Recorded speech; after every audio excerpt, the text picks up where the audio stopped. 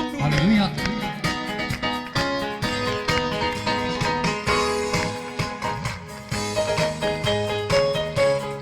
Aleluia! Aleluia!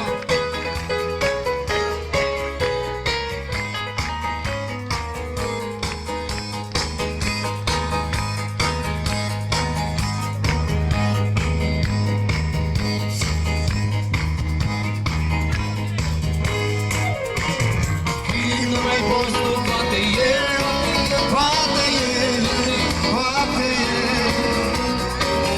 Nu mai poți tu, poate el, poate el, poate el. Nu mai poți tu, poate el, poate el, poate el. Nu mai poți tu, poate el, poate el.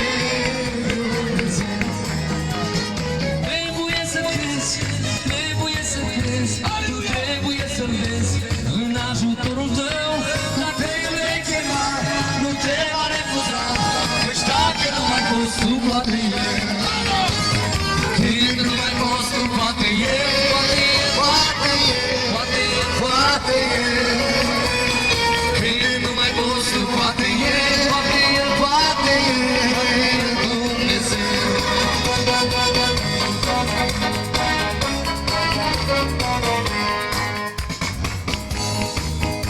Când crezi că nu mai poți și ești descurajat, putere nu mai ai și ești îngrijorat, ridică-ți ochii sus și cheamă pe Iisus, căci dacă nu mai poți tu, poate El. Toții! Când nu mai poți tu, poate El, poate El, poate El, poate El. Când nu mai poți tu, poate El, poate El, poate El.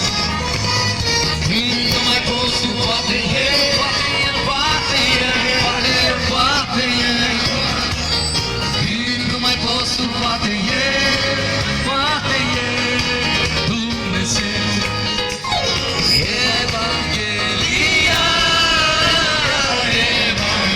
Evanghelia,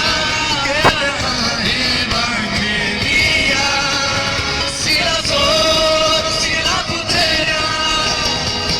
Evanghelia, Evanghelia,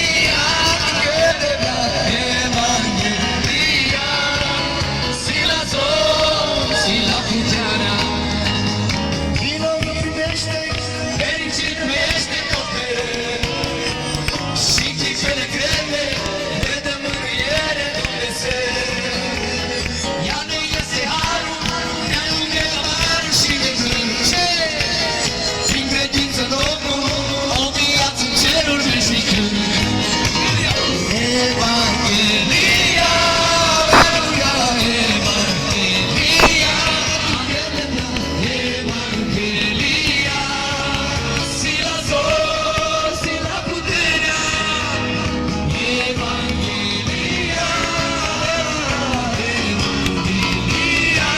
Aleluia, Evanghelia, si la zor, si la puterea.